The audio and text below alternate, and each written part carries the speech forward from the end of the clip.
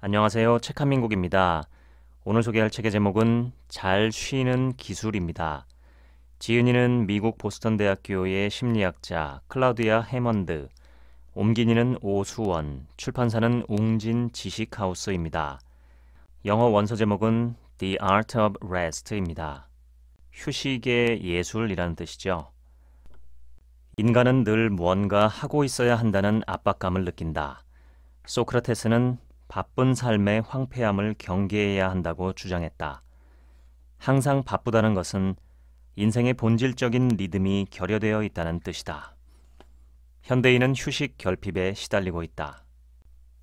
이 책은 전 세계에서 인기를 끌었던 최고의 휴식 방법 10위에서 1위를 소개하면서 이러한 활동들이 휴식이 되는 까닭을 뒷받침하는 증거를 세심히 살펴볼 작정이다. 10위. 명상. 마음챙김 명상은 특정한 방식으로 주의를 기울이고 있음을 자각하는 것이다. 또한 목적을 갖고 판단하지 않는 태도로 현재라는 순간에 임하는 것이다. 19세기의 철학자이자 심리학자 윌리엄 제임스는 이렇게 말했다. 인간은 내면의 태도를 바꿈으로써 삶의 외면을 바꿀 수 있다. 마음챙김 명상은 엄격한 훈련을 강제한다. 우리에게 하던 일을 멈출 것을 강요한다. 오가는 생각들은 판단의 대상이 아니라 관찰 및 수용의 대상이 된다. 생각은 나쁜 것도 좋은 것도 아니다. 생각은 그저 생각일 뿐이다. 마음챙김 명상은 자신의 감정으로부터 자유롭게 노연하도록 해준다. 옥스퍼드 마음챙김 센터의 책임자인 윌럼 쿠이케는 만성 우울증인 사람에게 마음챙김 명상이 더 효과적인 이유가 이들이 생각에 빠지는 경향이 많아 계속 머릿속으로 부정적인 일들을 곱씹고 마음챙김 명상은 이러한 생각과 씨름하는 데 효과가 있기 때문이 아닌가 하고 추정한다. 마음챙김 명상이 만성 통증에 도움을 주고 불안을 완화하며 약물에 중독된 이들에게 약물 욕구를 완화한다는 연구도 있다. 뇌과학 분야에서는 마음챙김 명상으로 편도체 활동이 감소한다는 결과가 나왔다. 편도체란 뇌 깊숙한 곳에 자리한 호두 모양의 부위로 공포를 느낄 때 우리가 보이는 공격 또는 도피 반응을 주로 관장한다. 마음챙김 명상은 스트레스를 가라앉히는 완충제다. 마음챙김 명상을 훈련한 사람들은 나쁜 일이 생기는 경우 훈련을 안 한 사람들보다 쉽게 한 걸음 물러나 상황을 넓은 시각에서 볼 수 있고 이를 통해 상황에 더 잘 대처한다. 케임브리지 대학교 대학원생들을 대상으로 한 연구도 같은 결과를 내놓았다. 마음챙김 명상 코스를 밟았던 대학원생들은 시험 스트레스를 받더라도 회복 탄력성이 더 컸고 대처 능력도 더 뛰어난 것으로 드러났다. 내가 가장 좋아하는 마음챙김 호흡법은 스퀘어 호흡법이다. 공포감이 커지는 느낌이 들면 스퀘어, 즉 정사각형 모양의 사물을 찾아라.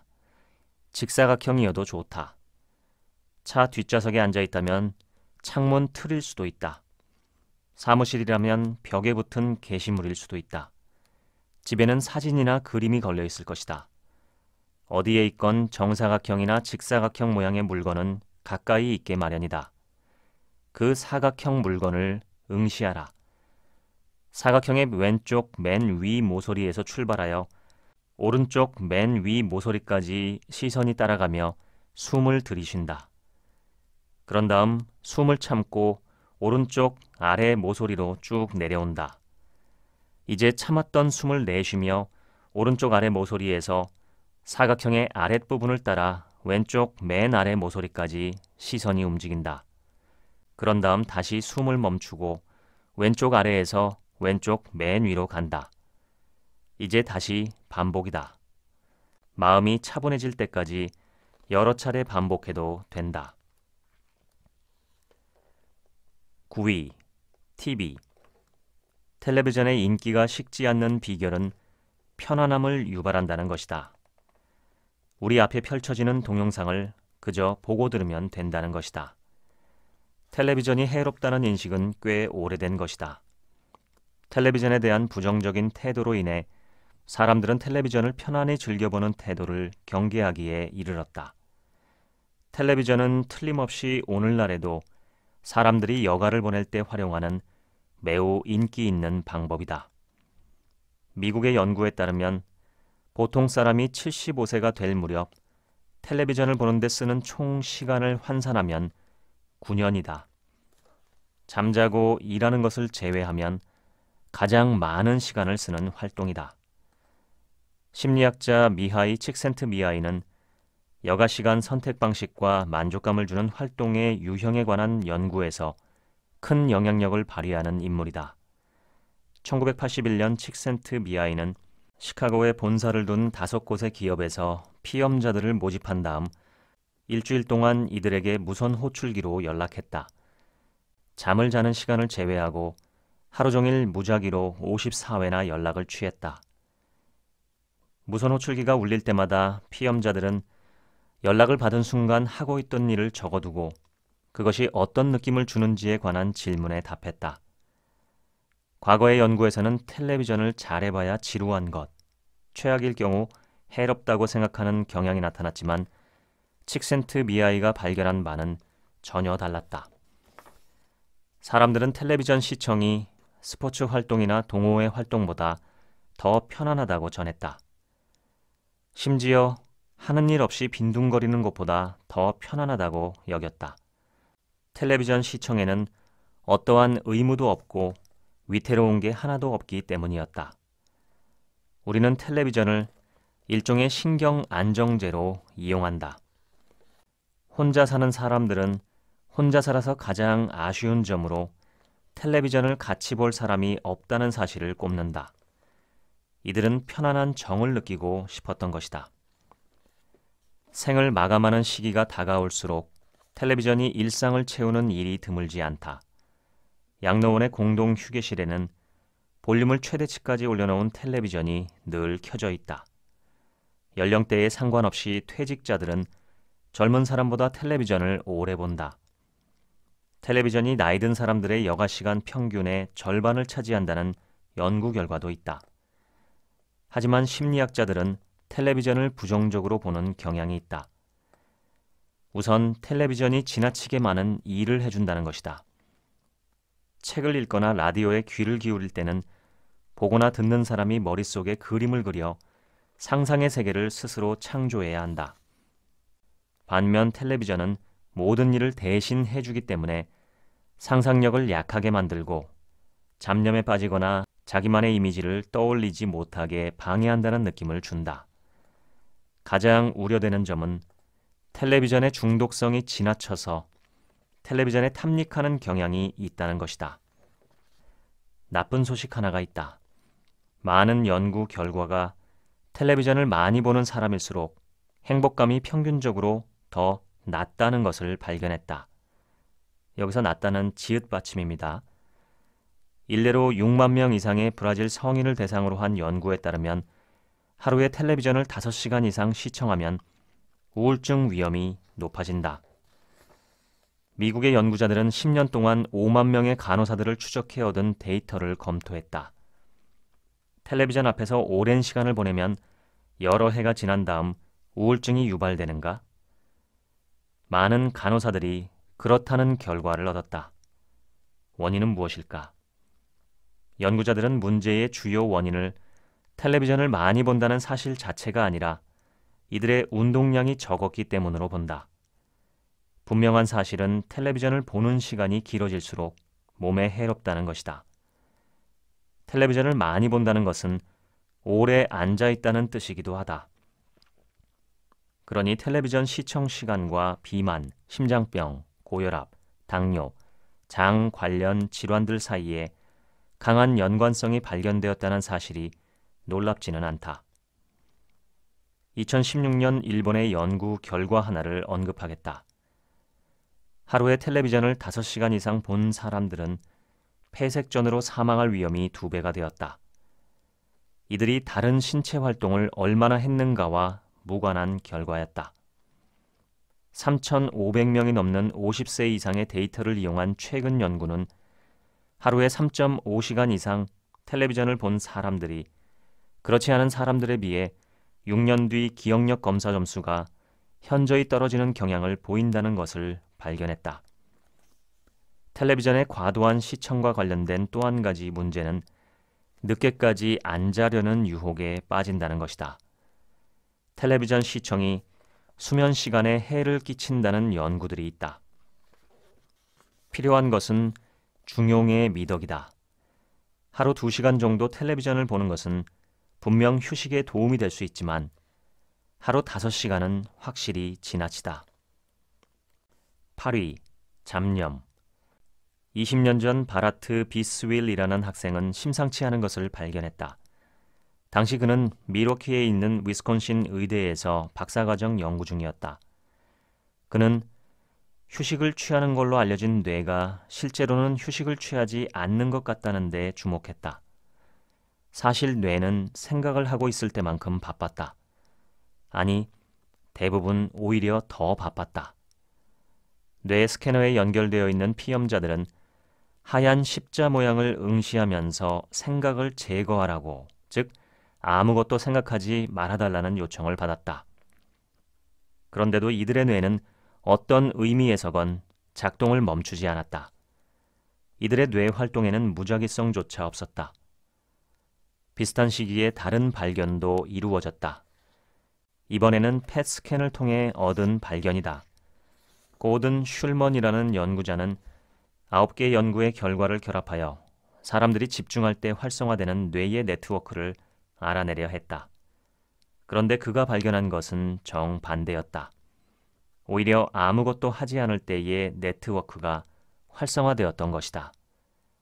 참가자들이 휴식을 중지하고 과제에 집중하기 시작하자 뇌가 활성화되기는커녕 일부 부위는 활동이 줄어들기까지 했다. 뇌과학계의 저항은 만만치 않았다. 오랜 세월 뇌과학자들 사이에서는 뇌를 쓸 필요가 없을 때는 뇌회로의 스위치가 꺼진다는 것이 정설이었기 때문이었다. 오늘날 학계의 정설은 뇌라는 기관은 늘 분주하다는 것이다. 뇌가 진정으로 휴식을 취할 때는 죽었을 때뿐이다. 잡념, 다시 말해 두서없는 생각은 휴식이 아니라 뇌의 자연스러운 상태다. 뇌는 뭔가를 찾아 떠난다. 끊임없이 뭔가 탐색하고 다른 생각을 떠올리며 흥미로운 아이디어를 모색하는 것이다. 현재 뇌과학자들은 게으름을 피우는 뇌가 실은 놀라울 만큼 바쁠 뿐만 아니라 그 바쁜 활동이 무작위적이지 않다고 본다. 이 모든 분주함 때문에 뇌는 우리 몸의 총 에너지 가운데 20%나 사용한다. 뇌는 왜 그렇게 늘 활동하는 것일까? 중요한 것은 잡념의 맥락만이 아니라 잡념의 내용이다. 매일 스트레스가 되는 사건들을 되새긴 사람들, 며칠 동안 계속 걱정했던 사람들은 10년 뒤에 건강이 나빠져 고생할 확률이 높아진다. 스트레스의 원인이 된 일을 계속 반추하면서 그 전에 느낀 스트레스에 대한 신체 반응이 재활성화되고 이것이 장기적인 건강 상태에 해를 끼치는 듯 보인다. 자살 충동을 느끼는 사람의 과거에 대한 강박을 줄이고자 연구하던 케르그 호프는 걱정을 조금 덜기 위해 누구나 쓸 수 있는 방법을 개발했다. 밤중에 혹은 낮 동안 머릿속을 맴도는 잡념을 중지하는 한 가지 방법은 이들을 상자에 담아 봉한 다음 침대 밑에 넣어버린다고 상상하는 것이다. 상당수 사람들에게 이러한 방법들은 실제로 통한다. 7위. 따뜻한 목욕. 아무것도 안 하는 것을 제외하면 목욕이야말로 가장 순수한 형태의 휴식이다. 욕조에 있는 동안만큼은 모든 일로부터 차단되기 때문이다. 따뜻한 목욕은 몸의 심부 체온을 떨어뜨린다. 그래서 수면에 도움이 된다. 양질의 수면을 취하려면 깨어있는 상태의 체온이 섭씨 1도 정도 내려가야 한다. 그 때문에 침실 온도를 너무 덥게 해서는 안 되는 것이다. 아이들이 따뜻하게 자도록 이불을 턱 밑까지 끌어올려 덮어주더라도 나중에 방에 들어가 보면 팔다리를 이불 밖으로 꺼내놓고 활개치며 자는 모습을 자주 본다. 아이들은 푹 자기 위해 몸의 온도를 낮추고 있는 셈이다. 연구자들은 뜨거운 목욕 1시간이 30분 걸었을 때 소모되는 것과 동일한 열량을 소모한다는 것을 보여주었다.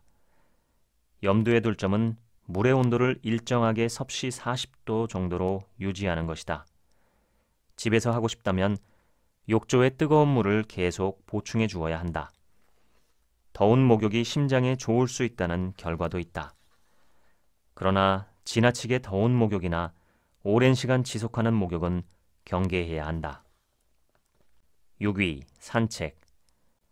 산책이 제공하는 휴식의 진정한 열쇠는 우리가 아무것도 하지 않으려 애쓸 때 마주하게 되는 가장 큰 장애물 2가지를 해결해 준다는 점이다. 첫 번째 장애물은 죄책감이다. 두 번째 장애물은 지루함에 대한 공포다. 미국의 시인이자 수필가 헨리 데이빗 소로는 이렇게 말했다. 하루에 최소 4시간, 사실은 그보다 더 많은 시간을 모든 세상사에서 벗어나 숲과 언덕 너머와 들판을 거닐지 않았다면 내 건강과 정신은 온전히 유지되지 못했으리라. 오늘날 생활 속도는 대부분 지나치게 빠르다. 걷기는 살아가는 속도를 느리게 만들어준다. 베토벤, 찰스 디킨스, 괴테, 키르케고르, 니체, 워즈워스, 칸트, 아리스토텔레스 모두 긴 산책을 좋아했고 산책이 좋다는 근거도 비슷하게 제공했다. 긴 산책을 통해 이들은 사유의 기회를 얻었다. 니체는 진정으로 위대한 모든 사유는 산책에 의해 잉태된다라고 썼다. 프랑스의 사상가 루소는 집중할 수 있는 유일한 방법이 산책이라며 발걸음을 멈추면 생각도 멈춘다. 나의 사유는 다리와 함께할 때만 작동한다라고 주장했다. 스탠퍼드 대학의 연구에 따르면 걷기는 창의력을 높이는 탁월한 증거가 있다. 다른 사람과 함께 걸을 경우에는 공감 능력이 높아지고 협동에도 더욱 능해진다. 아주 잠깐 산책하는 것도 건강은 아니더라도 행복감에서 차이를 만드는 것으로 나타났다. 심지어 오래 걸어 다닐 필요조차 없다. 그저 책상에서 일어나 건물 주변을 잠깐 도는 것만으로도 원기 회복과 휴식 효과를 볼 수 있다. 5위, 아무것도 안 하기. 아무것도 안 하는 것만으로도 시간을 꽤 쓸 수 있다. 퇴직한 사람들은 일단 아무것도 안 하는 상태가 되면 시간이 어디로 가는지 모르겠다. 하루하루가 그냥 꽉 찬다라고들 한다. 우리는 아무것도 안 한다고 하면 곧장 게으름을 연상하며 게으름을 피우다가 추락하는 것 외에 다른 길이 없을까봐 겁을 낸다. 바쁜 사람은 사회적으로 가치가 더 높다고 평가받는다. 바쁜 것을 과시하는 유행이 소셜미디어를 장악하고 있다. 일각에서는 오늘날의 경제를 관심 경제라고 한다. 기업은 소비자의 관심을 받으려 매 순간 경쟁을 벌이고 소비자는 끊임없이 휴대전화를 살피면서 기업이 원하는 관심을 제공한다. 이런 일들이 우리의 여가 시간을 침해하는 통에 아무것도 안 하는 순간들은 더더욱 귀해진다. 휴가는 장수의 요인이다. 유행병이나 전염병을 연구하는 역학에서 무엇이건 입증하려 할 때는 대규모 인간 표본이 필요할 뿐만 아니라 장기간 추적해야 한다. 티모 스트란드베리 교수가 헬싱키 회사원 실험에서 했던 작업이 바로 이런 것이다. 1970년대 말 스트란드베리의 연구팀은 1,000명 이상의 회사원 표본을 모집했다. 모두 평균 이상의 심장병 발병 위험을 지녔고 1920년대와 30년대에 태어난 사람들이었다. 이들 가운데 절반은 4년에 한 번씩 연구자들을 방문해 건강에 관한 방대한 조언을 들었다. 다른 절반에게는 이러한 조언을 전혀 하지 않았다. 그 뒤 40년에 걸쳐 일부가 사망했다. 평균적으로 어떤 그룹의 구성원들이 더 오래 살았을까? 물론 건강한 생활 방식에 관한 조언을 들은 그룹이 오래 살았다고 생각할 것이다. 실상은 달랐다. 건강 관련 조언을 받은 집단의 평균 조기 사망률이 더 높았다. 건강업계로서는 충격적인 결과였다. 스트란드베리의 결론은 더 건강하게 살아야 한다는 압박이 일부에게 극심한 스트레스를 유발했다는 것이다. 그런데 건강 조언을 받은 사람들 사이에서 휴일의 증가가 꽤 큰 차이를 만들었다. 1년에 3주 미만의 휴가를 받은 사람들은 3주 이상 휴가를 간 사람들에 비해 2004년 이전에 사망할 확률이 37%나 더 높았다. 휴가가 기대 수명에 끼치는 영향을 조사한 연구는 또 있다. 2000년에 발표된 연구다. 이 실험에는 관상동맥 질환 위험이 있는 중년 남성 9,000명이 포함되었다. 결과는 더 명확했다. 불과 9년 동안 사망률을 살펴보았는데도 휴가를 가지 않은 사람들의 사망 확률이 확실히 더 높았다. 휴가는 재충전을 가능하게 하고 건강 회복 및 유지에 도움이 된다. 잠깐 동안의 휴식도 마찬가지다. 운동선수들은 훈련이 과해지지 않도록 유의한다. 이들은 휴식도 스케줄에 따라 행하며 부상을 입은 경우는 더욱 그러하다. 충분한 휴식을 취할 때 가장 좋은 결정을 내리고 더 많은 일을 성취할 수 있다. 업무 중에 더 많이 쉴 방안을 찾아야 한다. 아무리 찾아도 불가능하다면 집에 돌아가서 쉬는 양이라도 늘려야 한다. 빈 방에서 혼자 15분 동안 앉아 있어야 한다고 상상해보라. 무엇을 하겠는가? 실제로 실험이 이루어졌다. 피험자들은 한 번에 한 명씩 모든 오락거리를 제거한 빈 방으로 들어갔다. 발목에 전극을 부착한 채였다. 이들은 전기 충격을 전달하는 방법을 습득했다.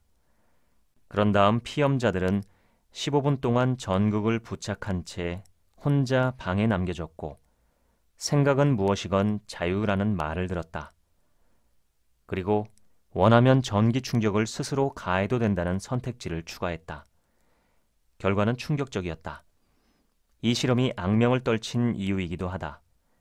한 피험자는 자신에게 무려 190회나 전기 충격을 가했다. 참가한 남성 가운데 71%가 최소 1회 이상 자신에게 전기 충격을 가했다. 여성도 25%가 스스로에게 전기 충격을 가했다. 15분 동안 스스로 하는 생각만으로 시간을 보내기가 싫었고 아무것도 안 하느니 고통을 견디는 편을 선택한 것으로 보인다. 이 실험은 아무것도 안 하는 것을 인간이 얼마나 어려워하는가를 보여준다. 특히 강요당한 무인은 더 견디기 힘들다. 아무것도 안 하는 것이 휴식이 되려면 스스로 선택해야 한다. 강요된 휴식은 극심한 권태로 이어질 수 있다. 아무것도 안 하는 것을 통해 우리는 자신의 내면을 들여다볼 수 있게 된다. 아니, 그럴 수밖에 없게 된다. 자신이 인생에서 원하는 것, 그 안에서 의미를 찾는 법 등을 생각할 수밖에 없는 상태가 되는 것이다. 4위, 음악. 음악이 심리에 영향을 끼친다는 것은 논란의 여지가 없다. 한 가지 유의할 점이 있다. 음악이 휴식으로 느껴지기를 바란다면 좋아하는 음악을 선택하라. 런던에는 청년들의 대규모 마약 거래처로 악명이 높은 지하철역이 여러 곳에 있다. 이들은 역 주변을 서성거리며 마약을 사고 판다. 그런데 역 주변에 클래식 음악을 크게 틀어두는 것만으로도 젊은이들이 서성거리는 현상이 사라졌다. 클래식 음악을 못 견디고 다른 곳으로 가버렸기 때문이다. 20대 초반의 나는 클래식 음악 연주회를 힘들어했다. 앞에서 음악이 펼쳐지고 있는데도 내 생각은 그곳을 멀리 떠나 방황했고 연주에 다시 집중하기 위해 사투를 벌이곤 했다. 클래식 연주회를 무척 좋아했던 내 파트너는 그때 내게 생각이 딴 데로 흐르는 것은 아무런 문제가 아니라고 말해주었다. 연주회가 좋은 것은 음악을 통해 생각이 자유롭게 풀려나기 때문이라는 것이었다. 다른 방해 요소는 하나도 없는 가운데 가만히 앉아서 생각은 자유롭게 멀리 떠다닐 수도 있고 음악을 더 몰입해 듣고 보는 경험으로 되돌아올 수도 있으며 그러다 다시 떠날 수도 있다고 했다. 3위, 혼자 있기. 인간은 사회적 존재로 진화해 왔고 협동은 인간종이 생존하고 성공하기 위해 꼭 필요했다. 인류가 이기심을 통해 번영을 추구해 왔다는 통념은 수많은 인류학자, 사회학자, 경제학자들에 의해 폐기 처분되었다. 인간의 두뇌는 아주 실제적인 의미에서 사회적 기관이다. 두뇌의 성장과 발달을 추진해온 것은 사회생활의 요구이기 때문이다.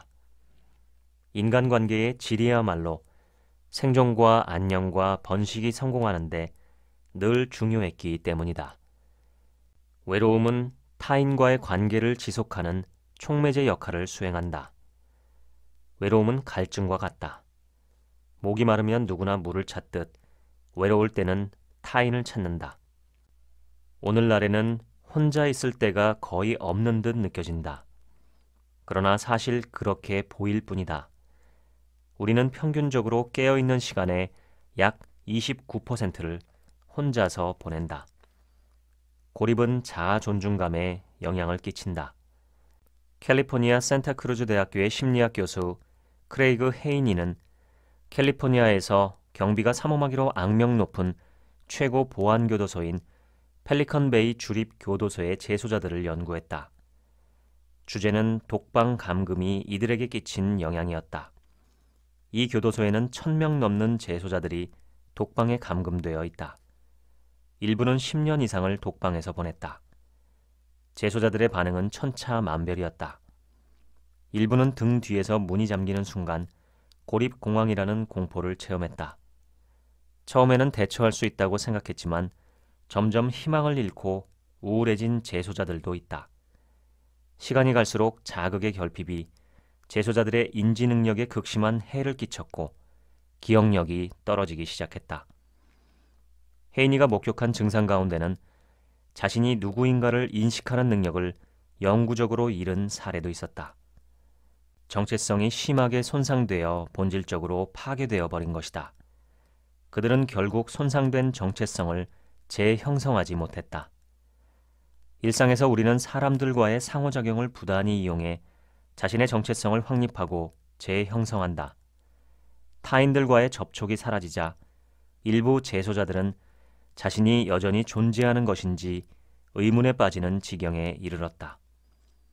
중요한 것은 혼자 보내는 시간에 대한 통제권을 스스로 얼마나 갖느냐 하는 문제이다. 자발적으로 혼자 보내는 시간과 선택지가 없어서 혼자 보내는 시간은 전혀 다르다. 고독을 바라는 욕망은 대개 병으로 취급받았다. 혼자서 보내는 시간을 좋아하는 사람들은 제멋대로이고 미칠 위험이 있는 반항아로 간주된다. 혼자 있고 싶어하는 사람이라는 말은 칭찬이 아니라 모욕이다.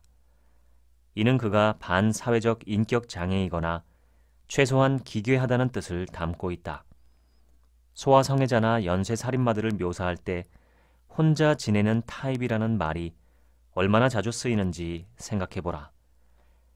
혼자 시간을 보내는 일에 열성적인 것은 물론 내향적인 사람들이다. 혼자일 때 기분이 가장 좋은 사람들은 다른 사람들과 함께 있을 때 평균 이상으로 기분이 저조해지는 반면 타인들과 있을 때 행복한 사람들은 혼자 있을 때 슬픔을 더 느낀다. 혼자서 시간을 보낼 최적의 장소는 자연이다.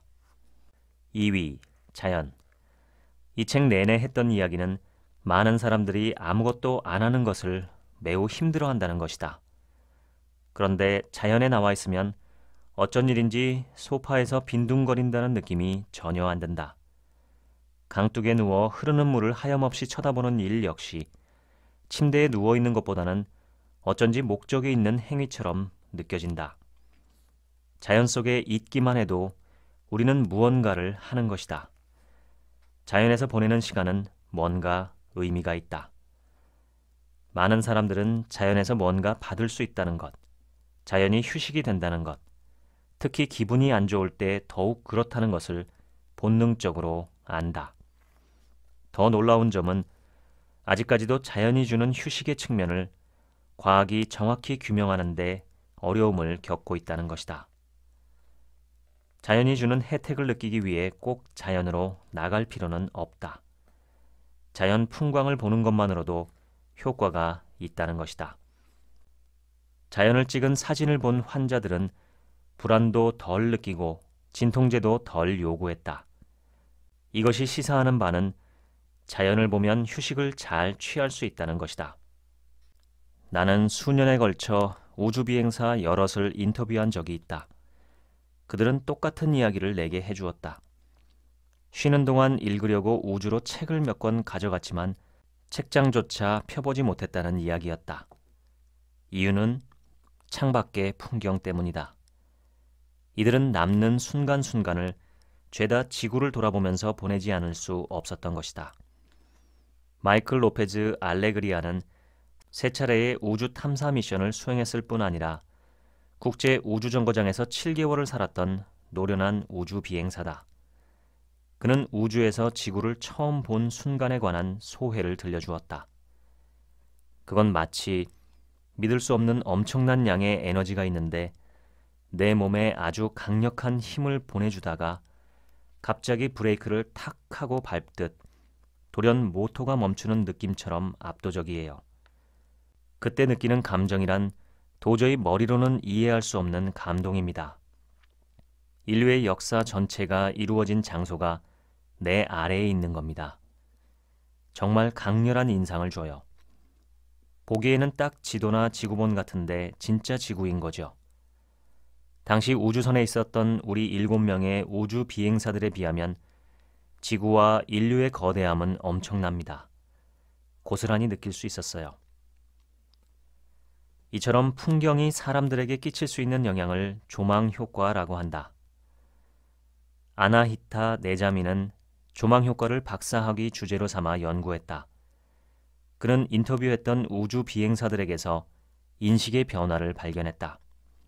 텅 빈 우주 공간에 위치한 허약한 공인 지구, 희박한 대기의 양분으로 지탱되는 지구를 본 뒤 이들은 타인들과 연결되어 있다는 강력한 느낌, 지구에 대한 책임감이 넓어지고 깊어지는 느낌을 받았다.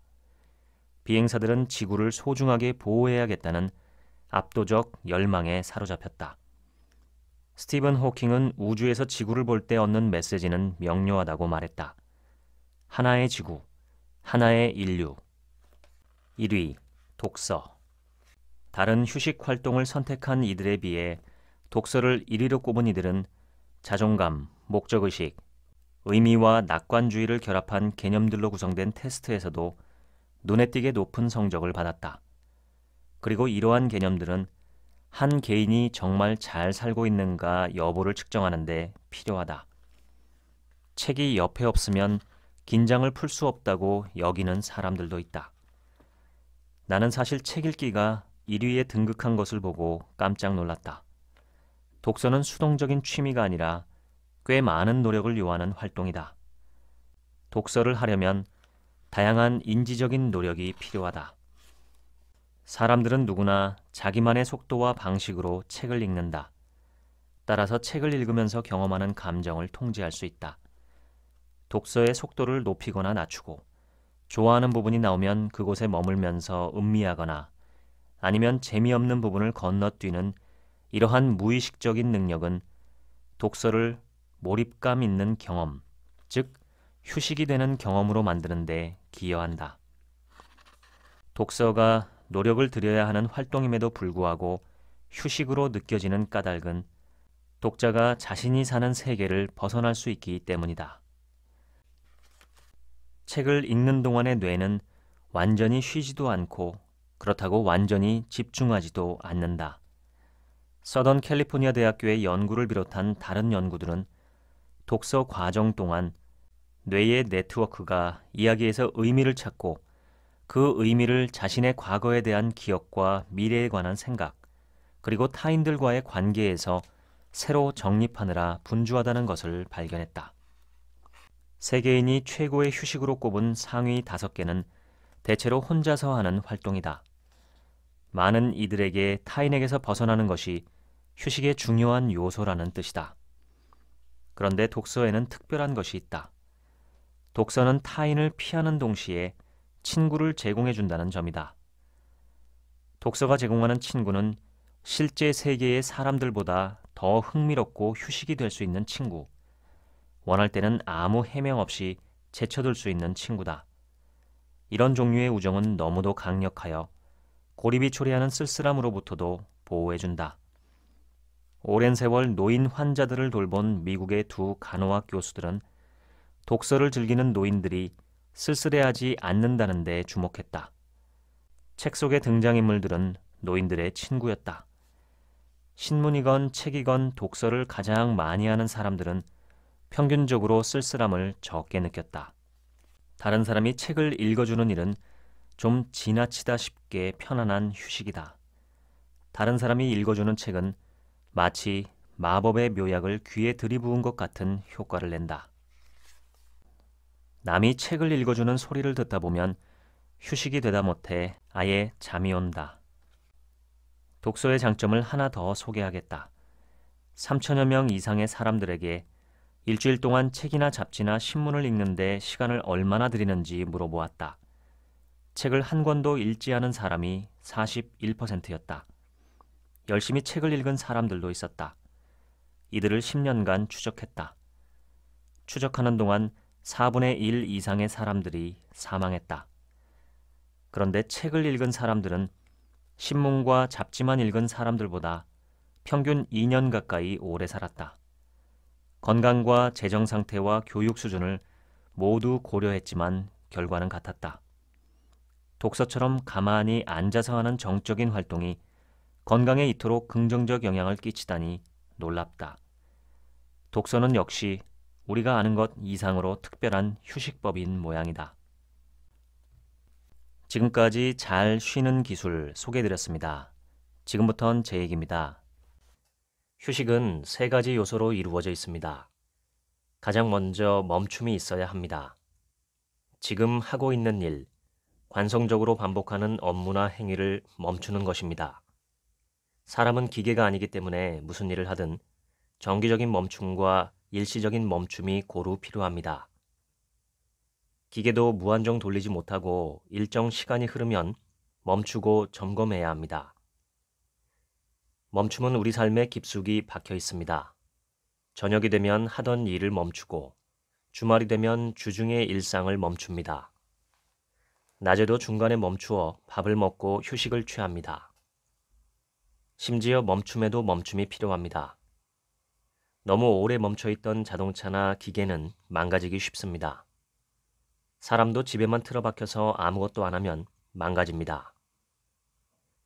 사람이든 기계든 움직임과 멈춤에 리드미컬한 반복이 오래가는 비결입니다. 멈추는 것은 몸과 마음 양면에서 이루어져야 합니다. 우리나라는 휴가 일수가 짧고 노동 시간은 길기로 악명 높은 곳이지요. 그만큼 멈춤의 횟수도 적고 길이도 짧습니다. 그 결과가 세계적으로 밑바닥에 가까운 행복도와 꼭대기에 가까운 자살률이 아닐까요? 우리는 필요 이상으로 치열하게 살면서 동시에 필요 이상으로 불행하게 살고 있습니다. 열정과 욕심도 살아가는데 꼭 필요하지만 과유불급입니다. 25년 전 IMF 때 3억 5천만 원의 빚을 진 사장님이 있었습니다. 그는 하루에 20시간 이상을 400km를 이동하며 10개의 아르바이트를 날마다 했고 10년 만에 그 빚을 다 갚은 후에 3억 5천만 원의 전쟁이라는 책까지 썼습니다. 저도 TV에서 그분의 일상을 보았는데 하루 4시간의 휴식 시간도 연속된 게 아니라 중간중간 30분이나 1시간씩 짬이 날 때마다 잠을 자는 것이었습니다. 저는 무엇보다 그분의 체력과 정신력에 놀랐습니다. 사람이 저렇게도 살 수 있다니 정말 경이로웠습니다. 저라면 사흘 만에 쓰러졌을 스케줄인데 그분은 10년을 그렇게 살았고 결국 그 빚을 다 갚았던 것이죠. 그런데 그분은 안타깝게도 책이 나온 지 5년 후인 2014년 대장암으로 돌아가셨습니다. 10년간의 과로가 그 대장암의 원인이었는지의 여부는 누구도 알 수 없습니다. 그러나 그 개연성만큼은 누구도 부인하지 못할 것입니다. 무리하면 건강을 잃어버릴 수 있습니다. 저는 많은 사람들이 잠의 중요성을 무시하고 있다고 생각합니다. 젊어서는 체력이 좋으니까, 나이 들면 열심히 돈 벌어야 하니까, 늙어서는 잠도 잘 안 오고 시간도 아까우니까. 우리는 하루에 7에서 8시간의 수면을 쉽게 저버립니다. 특히 요즘은 스마트폰으로 드라마와 유튜브 등 온갖 엔터테인먼트를 즐길 수 있어서 더욱 그렇죠. 그런데 이렇게 미뤄둔 잠은 오래 기다리고 참다가 반드시 보복합니다. 장기적으로 건강에 큰 위해를 가합니다. 단기적으로도 행복감을 떨어뜨리고 우울감에 빠지기 쉬우며 학업이나 업무에서의 성취도에도 좋지 않은 영향을 미칩니다. 저는 적극적이고 공격적인 잠을 주장합니다. 밤에 잠이 올 때까지 기다리는 소극적인 잠이 아니라 일정 시간이 되면 미리 잘 준비를 다 하고 수면에 방해되는 것들을 적극적으로 피하는 등 적극적으로 잠자려고 노력하는 태도를 가리킵니다. 제가 연극 동호회 활동을 잠정 중단한 가장 큰 이유는 시간과 체력과 잠 때문이었습니다. 연극 자체는 참 즐겁고 좋은데 시간 소모가 너무 커서 다른 일상에 지장을 주기 때문에 어쩔 수 없이 멈췄습니다. 또한 소리를 지르거나 몸동작이 많은 캐릭터인 경우엔 성대와 무릎에도 무리가 가서 지속하기 어렵겠다 싶었습니다. 무엇보다 연극 연습은 대중교통이 끊기기 직전까지 하는 경우가 다반사라 일찍 자고 일찍 일어나는 생활 패턴이 무너지는 것이 제게는 너무 큰 부담이었습니다. 그래서 연극 자체는 참 좋았지만 포기할 수밖에 없었습니다. 잠을 충분히 잘 자는 것은 절대 손해보는 장사가 아닙니다. 장기적으로 남는 장사입니다. 휴식의 첫 번째 요소가 멈춤이라면 두 번째 요소는 이완입니다. 긴장을 풀고 느긋해지는 것입니다.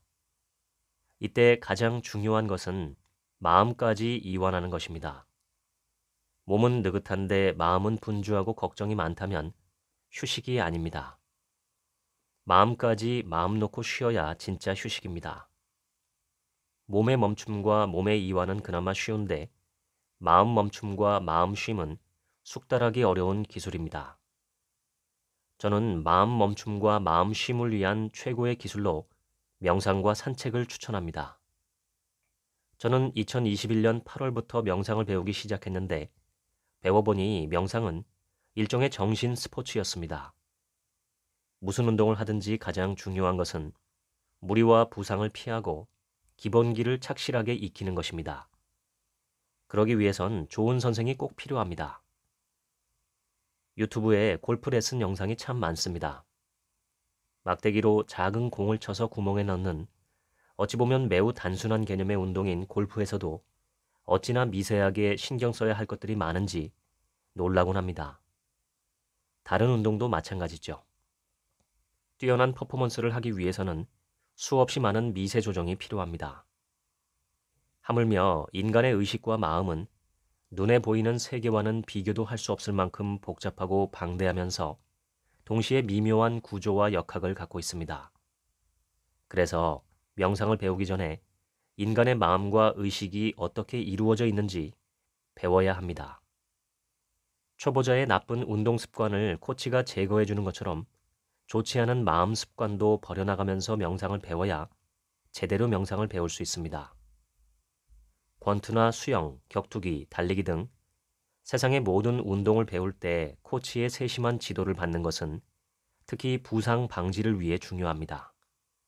그냥 내 눈에 적당히 보이는 대로 따라하다가는 실력은 늘지 않고 다치기만 십상입니다. 운동과 마찬가지로 명상도 좋은 선생의 지도를 받아서 배울 필요가 있습니다. 몸의 부상은 대개 크지 않고 눈에 보이기 때문에 치료도 쉽지만 마음이나 정신이 잘못되면 보이지도 않고 미치는 영향은 훨씬 더 크기 때문에 고치기도 쉽지 않습니다. 좋은 스승을 만나 명상을 배우기 곤란한 상황이시라면 저는 그냥 무턱대고 혼자 하는 것보다는 날마다 산책만 꾸준히 하시는 걸 권하고 싶습니다. 산책하면서 차분하게 스스로를 돌아보고 몸과 마음을 이완하는 것도 명상 방법 중의 하나입니다. 혼자 하는 운동이 잘못되기 쉬운 것처럼 혼자 하는 명상을 저는 적극 만류합니다. 흔히 내 맘이 내 맘대로 되지 않는다라는 말을 하죠. 명상을 배우는 것은 이렇게 내 맘대로 되지 않는 내 마음을 내 맘대로 움직일 수 있게 해주는 힘을 얻는 일입니다. 내 생각도, 내 마음도, 내 정신도 내 마음대로 바람직한 방향으로 움직일 수 있게 해주는데 명상이 큰 도움이 됩니다. 멈춤과 이완에 이어 휴식의 마지막 단계는 기쁨입니다. 어떤 형태의 휴식을 취하든 기쁨과 즐거움이 있어야 진정한 휴식입니다. 멍하니 심심만 쉬다가 끝나는 것이 아니라 즐거움이 함께해야 진정한 휴식이죠. 예전에 중국에서 어떤 청년이 침식을 잊고 컴퓨터 게임에 몰두하다가 며칠 만에 사망했다는 기사를 본 적이 있었습니다. 저는 게임은 휴식이 아니라고 생각합니다. 멈춤도 이완도 없고 쾌락만 있기 때문입니다. 게임은 도파민 중독에 가깝습니다.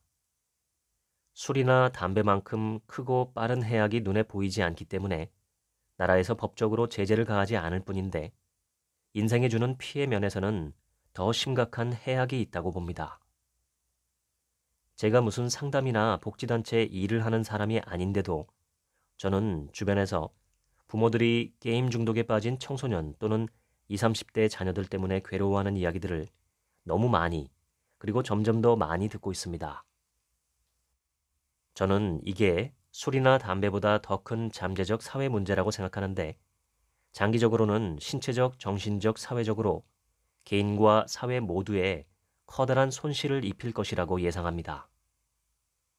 남편이 게임 중독에 빠져 이혼한 가정, 학업을 중단한 청소년들, 가족의 불화 등 심각합니다.